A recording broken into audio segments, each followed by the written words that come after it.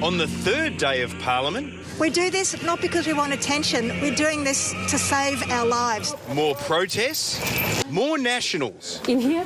Do you see net zero by 2050 as an inevitability? Not at all. But no closer to an answer ahead of Glasgow. Your Groundhog Day? Yeah, maybe a little bit. Hello, I'm Paul Barry. Welcome to Media Watch. And if it was Groundhog Day for Barnaby Joyce, spare a thought for the media as they watched and waited for zero to emerge. Barnaby. Morning.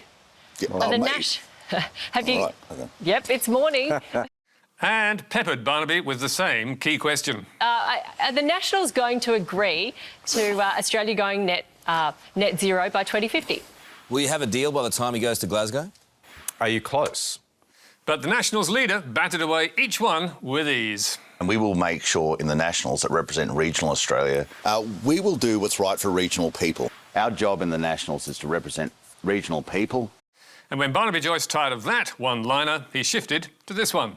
This is not the unilateral position of myself. I'm merely one member. I'm convening the meeting. I will not for 1 second suggest the outcome of the room. My party room is diligently going through it. It's not a unilateral decision. It's not the decision of Barnaby. It's the role of the party room. And some in the party room were happy to let everyone in on their thinking, with National Senator Matt Canavan grabbing another media-friendly analogy to sum up negotiations. I felt after the meeting yesterday that I was being asked to marry a girl that I hadn't met. We seem to be being asked to marry a girl that we haven't met. That I was being asked to marry a girl I haven't met. Leaving the project's Peter Hellier to joke.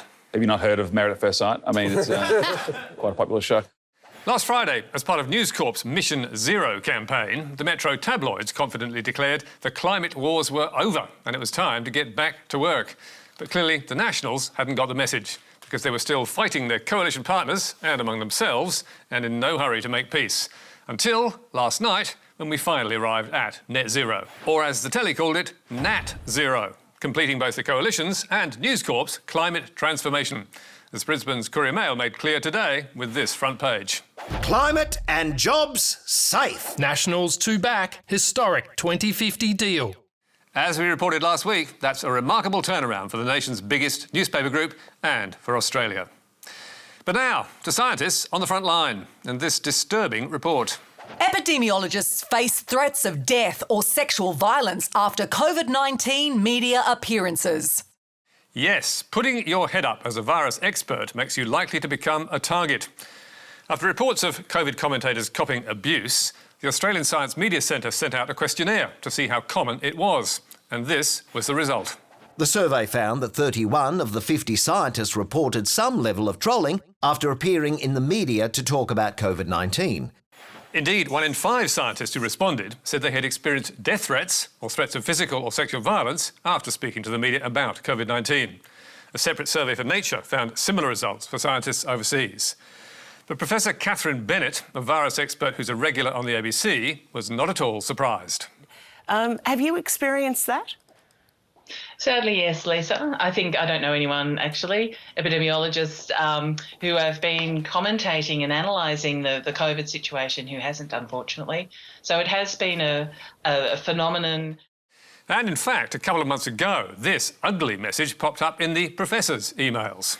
I truly hope you suffer the most hideous death with no loved ones, as have so many because of the likes of you. You're basically a homicidal maniac of epic proportions. You despicable trollop. Your mother should have drowned you at birth. And if you think that's unusual, here's another email sent to another epidemiologist, Professor Margaret Hellard, after she talked about COVID modelling figures.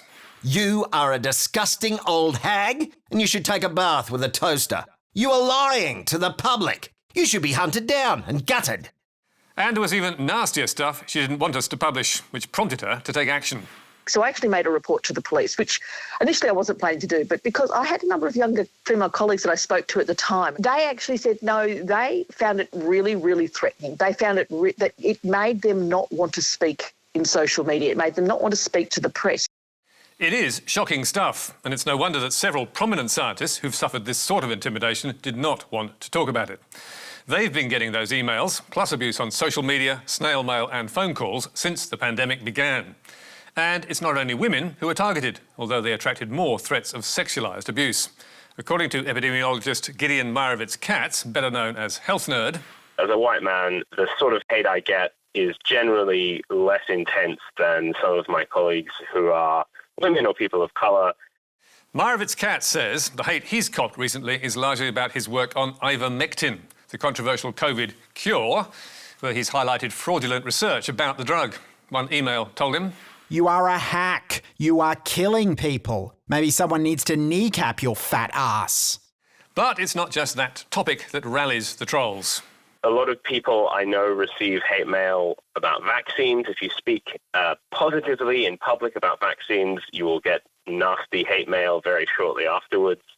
And immunisation expert Professor Julie Leask offered up this recent email to ABC Online.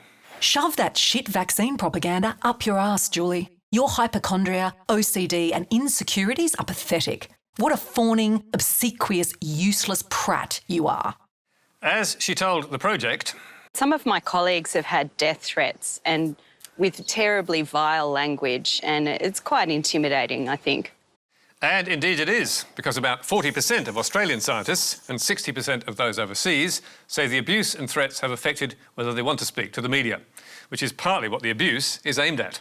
There's also a disturbing trend, really, some really very pointed attempts to try and close us down, to actually stop us, from being in the media.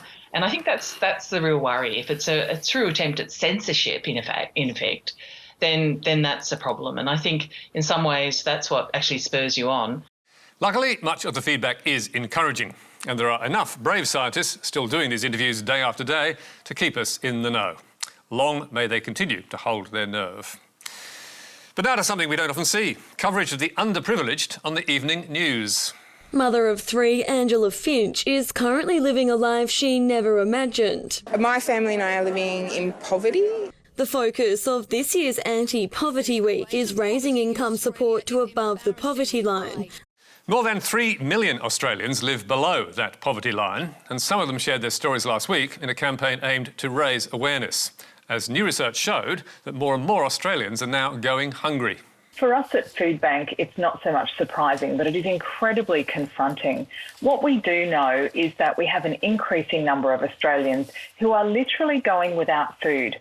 More than 1 million Australian kids went without a meal in the past year, The Guardian reported, while the Canberra Times highlighted research showing the widening gap between the haves and the have-nots. But what about the nation's financial daily? How did the AFR mark Anti-Poverty Week? It was with this extraordinary opinion column by Pru Goward.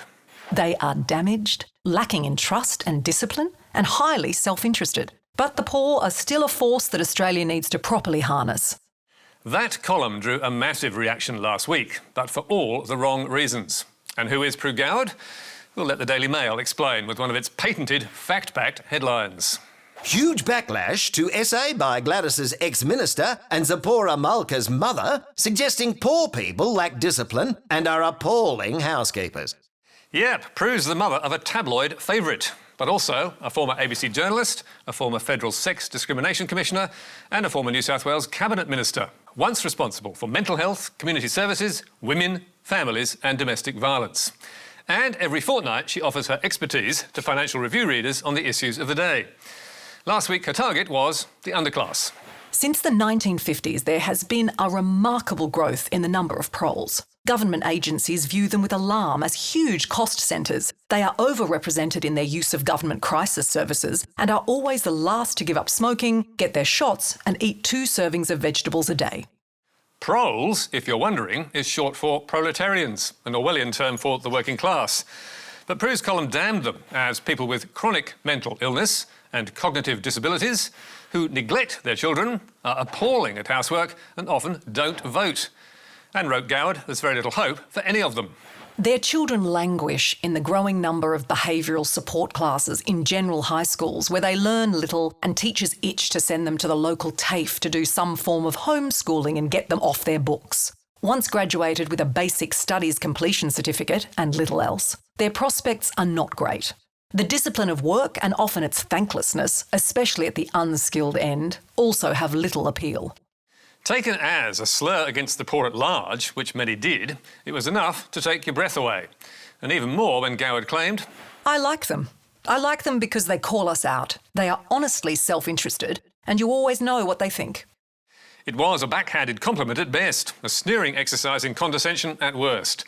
And as Cassandra Goldie from the Australian Council of Social Service told The Guardian, it is disturbing that it was published by the AFR over and above the wealth of experts on these issues. This is, after all, Anti-Poverty Week, and numerous experts have sought media coverage on these issues, including from the AFR.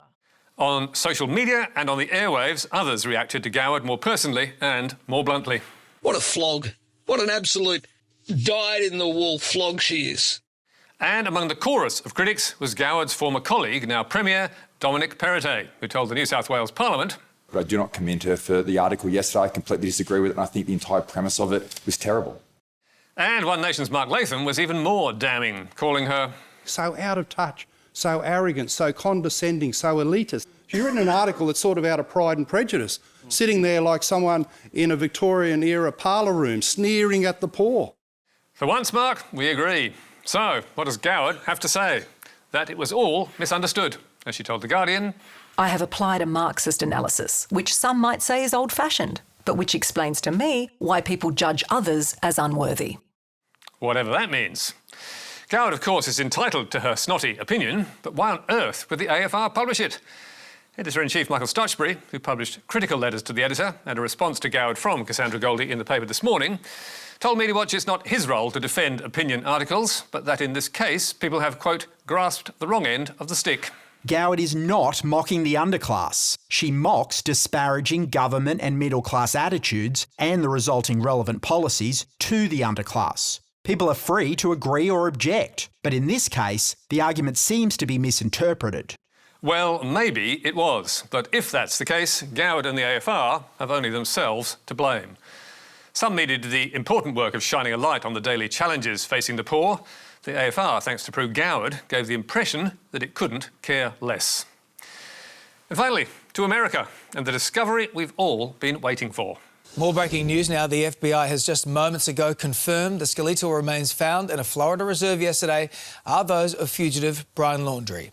The remains were discovered alongside items including a backpack and notebook belonging to Laundrie. The 23-year-old has been missing for 28 days and was the key person of interest in the murder of his partner, Gabby Petito. It is a tragic finale to a story that's gripped the world and sent social media into a frenzy, with 36 million hits on Google for Gabby Petito and 1.4 billion views on TikTok for the Brian Laundrie hashtag. It's been a circus, as internet sleuths joined the hunt for clues and the world's media happily rehashed the most stupid and outlandish theories. Like this one from the Daily Mail on the day Laundrie's body was discovered, which suggested his parents were hiding their son from justice. Exclusive! Fugitive Brian Laundrie's parents stop at FedEx to ship a mysterious box labelled meal kit as they dodge questions about their son's whereabouts. Or this one, a day earlier in news.com.au.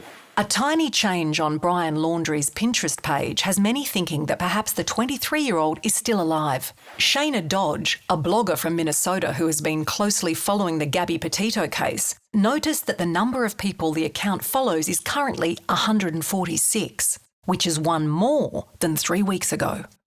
And naturally, there were also countless sightings of the fugitive and theories of his whereabouts, which have now been shown to be rubbish. Where's Brian? 5 theories about where Brian Laundrie could be hiding, as sleuths are convinced he got private charter to Costa Rica. Grainy backpack picture hints at Brian Laundrie whereabouts. Social media sleuths claim the backpack worn in deer cam footage is the same make and model as the item owned by Brian Laundrie. But winning the gold medal in the stupid Olympics was this New York Post story picked up by news.com.au. Internet sleuths are peddling a wild conspiracy theory that Brian Laundrie is hiding under a flower bed in his parents' Florida backyard after claiming drone footage captured a hand poking out of the soil. With the US edition of News Corp's The Sun going one step further. DIY hideout. Brian Laundrie's sleuths show how easy it is to create garden bunker after wild claims he's hiding in parents' backyard. In fact, Laundrie's body was found in a wilderness area near the family home, where his parents first told police to look. So, here we have a young woman murdered and her fiancé, who was also the key suspect, apparently taking his own life. It is a nightmare for friends and family, But the world's media conspired with an unfeeling mob to turn tragedy into entertainment and farce. And to judge by this story from The Sun, they're not done yet. Brian Laundrie, TikTok sleuths convinced dead fugitive is alive and posing as a cop, as other wild conspiracies revealed. Unbelievable. That's all from us tonight. There's more on our website, where you can read a full statement from the AFR's Michael Stutchbury. And don't forget, Media Bites every Thursday online. But for now, until next week, goodbye.